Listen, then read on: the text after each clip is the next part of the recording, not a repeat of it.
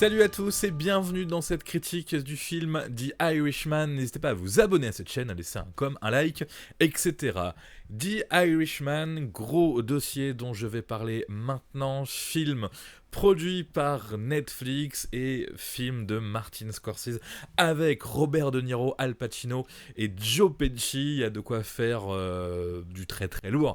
Évidemment donc avec ce film qui reste un petit peu une première peut-être dans l'industrie du cinéma, un très grand réalisateur qui fait un film pour Netflix avec de très très grands acteurs. Je me rappelle d'ailleurs avoir vu l'affiche de ce film dans le métro parisien et m'être dit ah bah tiens, bon je vais aller voir ce film-là avant de comprendre maintenant qu'il était déjà disponible sur Netflix et que je pouvais le regarder dans le cadre de mon abonnement. Et d'ailleurs je n'étais pas abonné à Netflix à ce moment-là et je me suis pas abonné que pour ça, mais aussi en partie. Et donc évidemment vu le prix de Netflix à l'abonnement mensuel, ça paye presque une place de cinéma, donc ça paraît être un bon plan.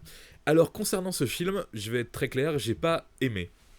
J'ai pas aimé ce film en tant que film. C'est beaucoup trop long, 3h30.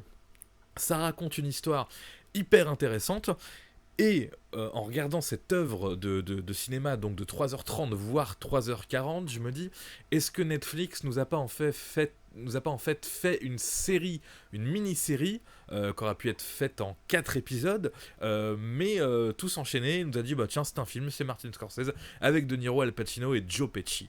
Donc j'ai eu vraiment beaucoup de mal à regarder tout ce film-là. Je pense que beaucoup de gens vont prendre un plaisir de fou à regarder ce film-là, parce que eux sont des grands fans, des plus que grands fans de Robert De Niro, Al Pacino et Joe Pesci, ou au moins l'un d'entre eux, ou même deux d'entre eux. C'est peut-être ce qui peut expliquer que certains vont dire que ce film est exceptionnel. Il faut être fan de ces trois grands acteurs, ou des deux, ou de un, ou des trois, voire des autres rôles secondaires qu'on peut avoir dedans. Donc ce film raconte une histoire, celle d'un personnage qui s'appelle Frank Sheeran, qui va faire la Seconde Guerre mondiale, qui va ensuite être conducteur de camion, et puis ensuite il va rencontrer le personnage joué par Joe Pesci, qui va lui faire d'autres présentations. C'est un personnage qui est issu de la mafia, et donc notre personnage de Robert De Niro va devenir le bras droit un petit peu du personnage d'Al Pacino, qui lui est le président du syndicat des camionneurs, qui alors c'est assez difficile peut-être à comprendre le mot syndicat des camionneurs. Les syndicats aux États-Unis, bon c'est pas comme les syndicats en France. Là les syndicats, c'est-à-dire qu'ils se mettent à plusieurs pour s'aider dans la profession, mais aussi pour la retraite, ou pour l'espèce d'assurance maladie qu'ils vont fournir avec ce syndicat, on va dire. Et ce syndicat est très puissant, a beaucoup d'argent, et travaille un petit peu avec la mafia, et on va suivre un petit peu tout ce qui va se passer autour de ces trois personnages. Je vais pas vous raconter tout ce qu'on voit dans le film, ce serait trop long, j'en aurais pour 2 heures, puisque là vraiment ils ont le temps de tout nous raconter en 3h30, 3h40, donc histoire hyper intéressante, mais je persiste à dire qu'elle n'aurait pas dû être faite dans un film de 3h40, mais plutôt dans une mini-série avec 4 épisodes de 52 minutes. Alors du coup ça perd un petit peu son charme, mais ça devient moins une œuvre de cinéma au sens de Martin Scorsese. Mais là je continue à dire avec ce film là que Netflix, je vais pas dire qu'ils sont pas bons dans le cinéma, mais là c'est un petit peu, on fait un film de cinéma mais avec nos codes de mini-série. Et forcément je suis un petit peu déçu par le bloc de temps qu'est ce film. Et c'est aussi le problème de Netflix. J'imagine que beaucoup de gens vont le regarder, mais pas en une fois. On va le regarder en 2 fois, en 3 fois ou en 4 fois. Donc ça devient une autre consommation que le cinéma, où on se dit allez, je me perds 1h20, 1h30, 2h, 3h, 3h30 maximum pour apprendre une histoire. Là c'est enfin voilà, je comprends aussi que ce film là soit sorti aux États-Unis, je crois juste pour pouvoir être en compétition aux Oscars, mais pour moi c'est pas une véritable œuvre de cinéma.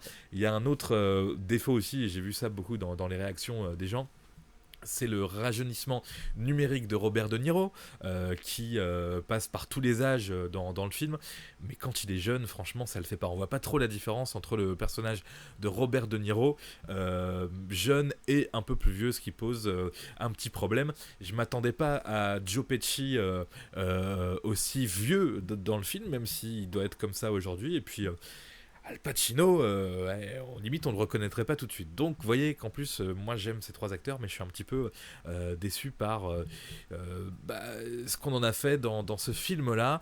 Donc franchement, je me dis, mais avec ces 3h30 que j'ai passé à regarder ce film-là, j'aurais presque pu regarder trois autres très bons films, et là j'ai regardé un film, je sais pas dire moyen, mais voilà.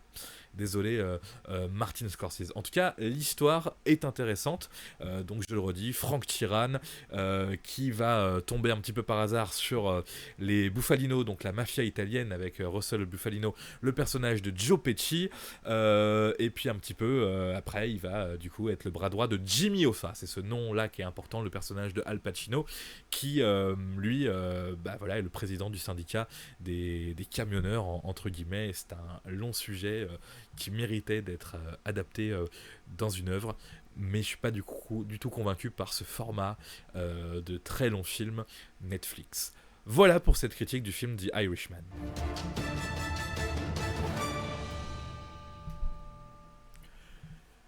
Comme toujours, n'hésitez pas à vous abonner, à laisser un com, un like et même un dislike, bien sûr, si vous n'êtes pas du tout d'accord avec mon point de vue. Hein, pas la peine de se fâcher dans les commentaires, comme ça peut arriver parfois. Le bien, le mal, tout ça n'est qu'une question de point de vue. On peut adorer ce film, alors que moi, je l'ai pas détesté, mais j'ai eu la sensation de perdre mon temps et waouh, j'ai pris mon mal en patience et je suis allé jusqu'au bout parce que l'histoire m'intéressait, parce que j'aime les trois acteurs principaux, mais franchement, à la fin, j'étais waouh. Je me suis dit, j'aurais mieux fait de me refaire les trois Batman de Christopher Nolan. J'aurais peut-être un peu moins perdu mon temps. Voilà, je regarde si je peux vous dire d'autres choses sur ce film-là.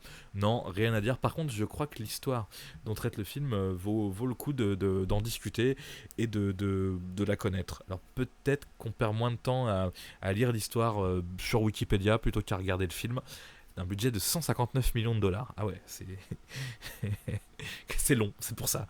Beaucoup de longueur de tournage, j'imagine, pour faire ça. Voilà. Bravo Netflix quand même de réussir à sortir ce genre de trucs improbables que personne pourrait financer. Enfin bref, voilà, pas refaire un débat là-dessus. Au revoir et à bientôt pour une prochaine critique ou une prochaine vidéo.